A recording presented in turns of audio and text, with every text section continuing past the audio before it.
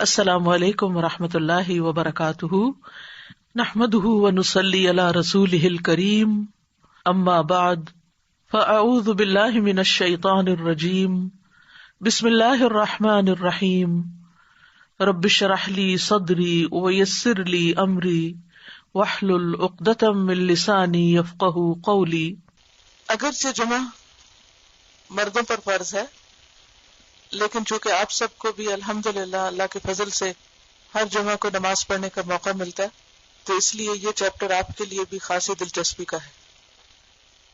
جمعہ کی فضیلت کے بارے میں سبھی جانتے ہیں کہ تمام دنوں میں سے وہ چنا ہوا دن ہے۔ آپ نے دیکھا ہے کہ اللہ تعالیٰ نے جتنی بھی چیزیں بنائی ہیں سب کو برابر نہیں بنایا، خواہ وہ انسان ہو، خواہ درخت ہو، خواہ دن ہو یا مہینے ہو یا سال ہو، یا اسی طرح خود انسان کے جسم کے اندر اعضاء ہوں، ہر چیز میں درجے رکھیں، پیغمبروں میں درجات رکھیں، انسانوں میں رکھیں، اور یہ اللہ تعالیٰ کا بنایا ہوا ایک نظام ہے۔ اس کی کیا حکمت ہے وہی بہتر جانتا ہے۔ دنوں میں سے بہترین دن جمعہ کا دن ہوتا ہے۔ صحیح مسلم کی روایت ہے، خیر یوم طلعت فیہ الشمس یوم الجمعۃ، بہترین دن جس دن سورج نکلتا ہے، طلوع ہوتا ہے، وہ جمعہ کا دن ہے۔ وفیہ خلق آدم علیہ السلام، اسی دن آدم علیہ السلام کی تخلیق کی گئی، یعنی جمعہ کے دن۔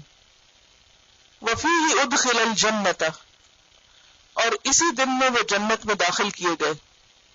وفیہ اخرج منہا، اور اسی دن وہ جنت سے نکالے گئے۔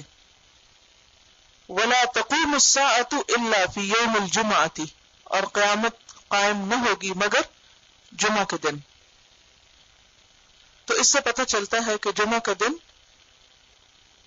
اسلام میں ایک اہم دن ہے، اور اس سے کئی ایک تاریخی کام بھی وابستہ ہیں۔ خود انسانوں کی تخلیق کا آغاز اسی دن میں ہوا۔ عام مسلمانوں کے لیے جمعہ کا دن ایک عبادت کا دن ہے، یعنی کس اعتبار سے اسے دوسرے دنوں پر فضیلت ہے؟ نمبر ایک، تاریخی اعتبار سے، ہسٹوریکلی، اور نمبر دو، عبادت کے اعتبار سے، اور اس میں خاص طور پر جمعہ کی نماز اہم ہے۔ سورۃ الجمعہ آیت نمبر 9 میں اللہ سبحانہ وتعالی ارشاد فرماتے ہیں، یا ایھا الذین آمنوا اذا نودی للصلاۃ من یوم الجمعۃ فاسعوا الی ذکر اللہ وذروا البیع، اے لوگوں جو ایمان لائے ہو، جب جمعہ کے دن نماز کے لیے پکارا جائے، آذان دی جائے، تو اللہ کے ذکر کی طرف دوڑ پڑو، یعنی سب کام کاج چھوڑ دو۔ وذروا البیع، اور خاص طور پر کیا چھوڑ دو؟ تجارت چھوڑ دو۔ واتقوا اللہ لعلکم تفلحون، اور اللہ سے ڈرو تاکہ تم کامیاب ہو سکو۔ تو گویا جمعہ کا دن کامیابی حاصل کرنے کا دن ہے۔ جمعہ کی نماز مردوں پر واجب ہے۔ صحیح مسلم کی حدیث ہے، لَيَنْهَيَنَّ أَقْوَامٌ وَدْعَهُمْ الْجُمَعَاتُ، لَيَنْهَيَنَّ، البتہ ضرور باز آئیں گے، رکیں گے، اقوام لوگ، من وضعہم، اپنے چھوڑنے سے، وداع کہتے ہیں نا الوداع کرنا، الجمعات جمعہ کو، یعنی جمعہ کے نماز کو چھوڑنے سے ضرور باز آ جائیں۔ او لیختمن اللہ علی قلوبہم، ورنہ اللہ سبحانہ وتعالی ضرور ان کے دلوں پہ مہر لگا دے گا۔ قرآن مجید میں آتا ہے نا، ختم اللہ علی قلوبہم، اللہ نے ان کے دلوں پر مہر لگا دی۔ تو وہ کون سے جرائم ایسے ہیں کہ جن کی وجہ سے دلوں پر مہر لگتی ہے؟ ان میں سے ایک جرم جمعہ کی نماز کا ترک کرنا ہے۔ ثم لیکونن من الغافلین، پھر وہ ضرور غافل لوگوں میں شمار ہوں گے۔ تو اس سے پتہ یہ چلتا ہے کہ جمعہ کی نماز عام نمازوں کی نسبت بھی زیادہ اہم ہے۔ اس سے یہ مطلب نہیں کہ عام نمازوں کی اہمیت نہیں، وہ بھی بہت اہم ہے، لیکن ان نمازوں میں پھر جمعہ کی نماز خاص طور پر بہت ضروری ہے۔ یہ حدیث بھی صحیح مسلم کی تھی۔ تو جمعہ کا دن اگر ایک خاص دن ہے تو اس دن ہمیں کیا کرنا چاہیے؟ تو اس کے بارے میں یہ آداب لکھتے ہیں۔ یہ لکھتے ہیں کہ آداب جمعہ 15 ہیں، 15 ہیں۔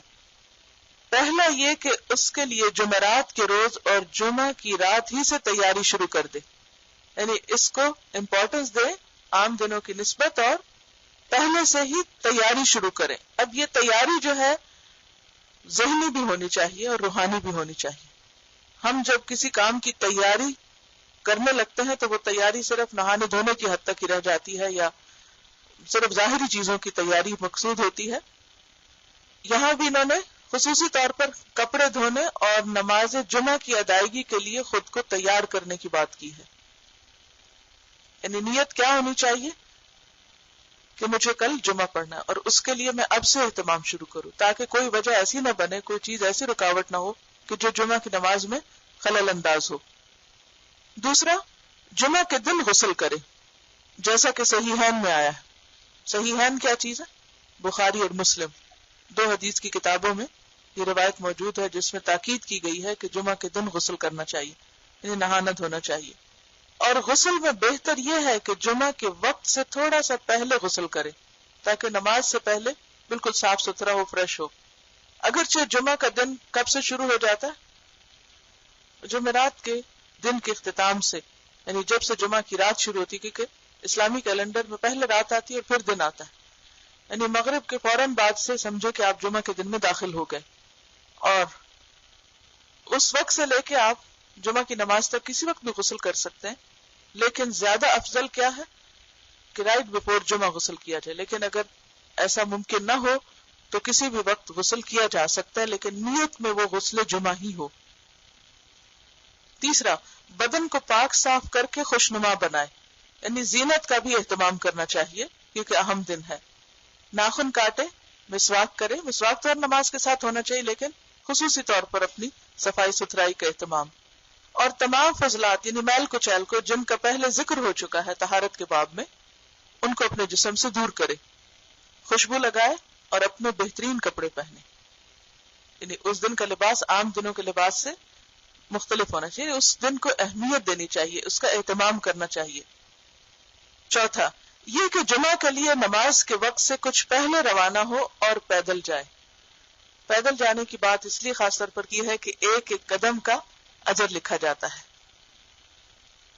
خصوصاً اگر آپ عمرے پر گئے ہو تو آپ نے دیکھا ہوگا کہ پہلی اذان سے پہلے ہی لوگ صبح 11 بجے سے اپنی سیٹ لینے کے لیے مسجد میں پہنچنا شروع کر دیتے ہیں. اور اگر آپ کسی بلند اونچی عمارت سے نیچے جھانکے تو عجیب منظر ہوتا ہے کہ درمیان میں مسجد ہوتی ہے اور چاروں طرف سے لوگ بس چل چل کے آ رہے ہوتے ہیں, دور دراز سے پیدل چل کے آ رہے ہوتے ہیں. تو بہت ہی خوبصورت منظر ہوتا ہے. وہ پیدل چلنے کی انہوں نے خاص طور پر بات کیوں کی ہے؟ کیونکہ جب بہت سے مسلمان اکٹھے پیدل چل کے ایک طرح سے مارچ کرتے ہوئے کسی جگہ پر جا رہے تھے تو اس سے ایک روب بھی قائم ہوتا ہے, اس سے ایک عجب منظر ہوتا ہے جو سب دیکھنے والوں کو متاثر کرتا ہے. جیسے عید کی نماز میں کیوں کہا گیا کہ ایک جگہ پر لوگ پڑھیں تاکہ زیادہ سے زیادہ لوگوں کا اجتماع ہو. اور جمعہ کا لفظ بھی جمع ہونے سے, اس کا روٹ جیم میم عین ہے, یعنی جمعہ اسی وقت بنتا ہے جب آپ جمع ہوں, اکٹھے ہوں, اور وہ ظاہر ہے کہ جامع مسجد میں ہی ہو سکتا ہے. جامع مسجد کی طرف جانے والے پر لازم ہے کہ وقار اور تسلی اور خشوع سے چلے, یعنی اپنی چال کے اندر بھی ایک احساس پیدا کرے کہ وہ ایک خاص کام کے لیے جا رہا ہے. یعنی آہستہ آہستہ چلے, ہمبل ہو اس کی چال. ویسے بھی عباد الرحمن کی چال کیسے ہوتی ہے؟ وَعِبَادُ الرَّحْمَنِ الَّذِينَ يَمْشُونَ عَلَى الْأَرْضِ هَوْنًا, لیکن خصوصاً جب وہ عبادت کے لیے جا رہے ہیں. مثلاً یہاں سے بھی آپ اس کمرے سے لے کر مسجد تک جب جاتے ہیں تو نماز کے وقت چال جو ہے اس کے اندر ایک وقار اور ایک خشوع ہونا چاہیے. اس میں ہنستے کھیلتے اور غفلت کے ساتھ نہیں جانا چاہیے کیونکہ اس کا اثر پر نماز پہ پڑتا ہے. جس موڈ اور جس طریقے سے آپ نماز میں داخل ہوں گے, مسجد میں داخل ہوں گے, اسی کا غلبہ ہوگا اور پھر نماز میں بھی وہی کیفیت ہوگی.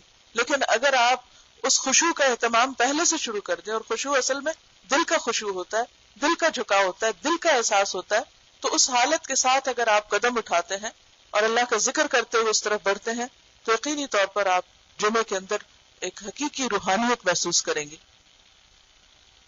اور پھر یہ کہ تسلی کے ساتھ جائے, سکون کے ساتھ, دھکم پیل نہ کرے, کسی کو رش نہ کرے, کسی کو کاٹے نہیں اور کسی کو دھکا دے کے رستہ بنا کے نہ جائے, بلکہ لوگوں کا بھی خیال رکھے کہ اگر اس کے آگے کوئی بچہ ہے یا کوئی بزرگ ہے یا کوئی اور مشکل ہے تو پھر کوئی اور راستہ اختیار کر لے جو شارٹ کٹ ہو اور لوگوں کو تکلیف نہ دے.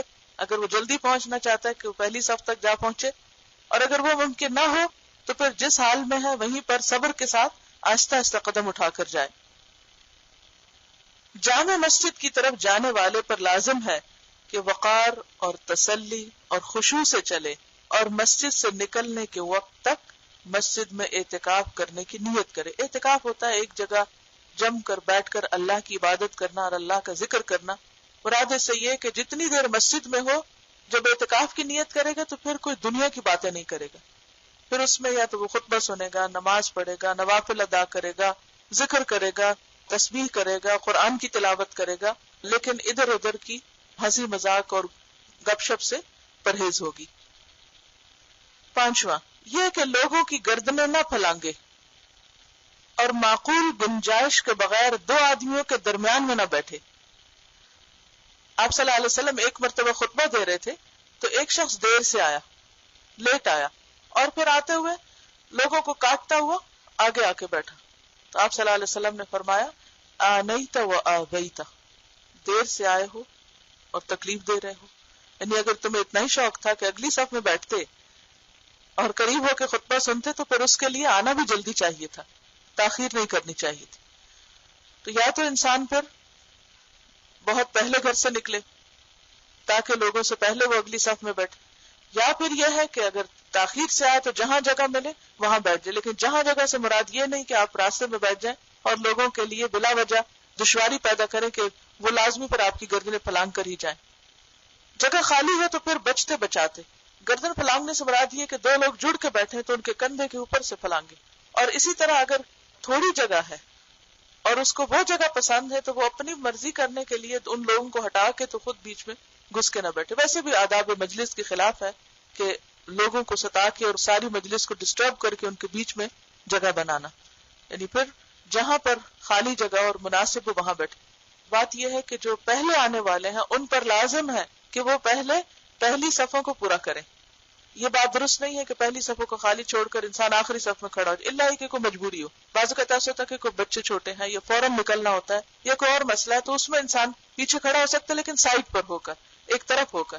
ورنہ عام نمازوں میں بھی اور جمعے کی نماز میں بھی مسجد میں رینڈملی ادھر ادھر نہیں بیٹھنا چاہیے بلکہ آگے آگے ہو کر بیٹھنا چاہیے تاکہ دوسروں کے لیے تکلیف کا باعث نہ ہو. کیونکہ لکھا کہ ہاں اگر کوئی خالی جگہ دیکھے تو آگے چلا جائے، لیکن اس میں بھی تھوڑا بے شک طویل راستہ ہو مگر لوگوں کو اذیت نہ ہو. اس سے آپ اندازہ کر سکتے ہیں کہ ہمارے دین میں عبادات کے آداب کیا ہیں. اپنی عبادت کے لیے اور اپنی تسبیح کے لیے آپ دوسروں کو مت ستائیں. چھٹا یہ کہ کسی نمازی کے آگے سے نہ گزرے. اگر کوئی نوافل وغیرہ پڑھ رہے ہیں تو اس صورت میں آگے سے نہ گزرے. خصوصاً حرم میں جو سب سے زیادہ تکلیف دہ چیز ہوتی ہے وہ یہ کہ لوگ اس بات کا بالکل دھیان نہیں کرتے کہ کون نماز پڑھ رہا ہے. نماز پڑھنے والے کو بھی چاہیے کہ اپنے آگے کو سترہ رکھ لے، خواہ اپنا بیگ ہو یا کوئی بھی چیز ایسی ہو تاکہ دوسرے اگر گزرے تو پھر اس کے پار سے گزرے. اور اسی طرح اگر کوئی گزر رہا ہے تو ہاتھ سے روکنا بھی چاہیے، گزرنا نہیں دینا چاہیے. بعض اوقات بچے کھیل بنا لیتے ہیں، ہر وقت نمازی کے آگے سے گھوم پھر رہے ہیں. تھوڑا بہت تو ٹھیک ہے لیکن بچوں کو بھی ادب سکھانا چاہیے اور عین نماز کے وقت میں انہیں گھومنے نہیں دینا چاہیے، کیونکہ بعض اوقات گھومنے کا بھی اندیشہ ہوتا ہے اور بعض اوقات دوسروں کی نماز میں خشوع میں بہت فرق پڑتا ہے. تو اگر بچوں کو ساتھ لے کر جائیں تو کوشش کریں کہ اپنے ساتھ ہی ان کو کھڑا کریں. ساتواں یہ کہ پہلی صف میں بیٹھنے کی کوشش کرے. اگر وہاں کوئی قباحت محسوس کرے تو پیچھے بیٹھنے میں کوئی حرج نہیں، یعنی کوئی گناہ نہیں. کیونکہ جمعہ کے احکام زیادہ تر یہ مردوں ہی کے لیے ہیں. اس کا یہ مطلب نہیں کہ عورتیں نہیں کر سکتی. عورتوں کے لیے ویسے پچھلی صف پسندیدہ ہے، لیکن اگر پچھلی صف میں اتنا ہنگامہ ہے یا یکسوئی نہیں ہوتی تو صورت میں نیت پر ڈیپینڈ کرتا ہے. مسجد نبوی کے اندر کوئی کرٹن نہیں تھا، بیچ میں کوئی پارٹیشن نہیں تھی، ایک ہی مسجد تھی. آگے مرد ہوتے تھے، بیچ میں بچے ہوتے تھے اور اس کے پیچھے عورتیں ہوتی تھی.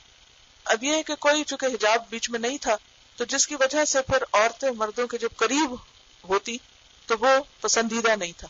لیکن اگر بیچ میں باقاعدہ پارٹیشن ہے اور ایک الگ حصہ بنا ہوا ہے تو صورت میں اگر آپ کہیں بھی کھڑے ہو جائیں، اللہ یہ کہ آپ سمجھتے ہیں کہ پارٹیشن ایسی ہے کہ جس میں پھر وہ کیفیت نہیں آتی. کیونکہ اصل مقصود کیا ہے کہ جب ہم نماز کی حالت میں کھڑے ہوں تو ہمارے اوپر ایک خاص کیفیت آ رہی ہے اور ہر طرح کی ڈسٹریکشنز دور ہوں. اور اگر وہ ڈسٹریکشن باقی ہے اور دھیان کہیں اور ہے تو پھر وہ نقصان دہ ہے. اس لیے پچھلی صف پسندیدہ. آٹھواں یہ کہ جب امام اپنے حجرے سے باہر نکل آئے، حجرے سے مراد وہ چھوٹا کمرہ کہ جو مسجد کے ساتھ ایڈجسٹنٹ ہوتا ہے، جس میں عموماً امام انتظار کرتا ہے. آپ نے دیکھا ہوگا کہ حرم کے امام خطیب میں جا کر انتظار کرتے ہیں اور پھر جب عین وقت ہوتا ہے تو فوراً نکل کر باہر آ جاتے ہیں. تو ذکر اور نفل پڑھنا ختم کر دے، یعنی امام کے ممبر پر آنے کے بعد اپنا ذکر اور اپنی تسبیح اور قرآن کا پڑھنا اور نوافل ختم. اب وہ کیا کرے؟ خطبے کی طرح متوجہ ہو جائے.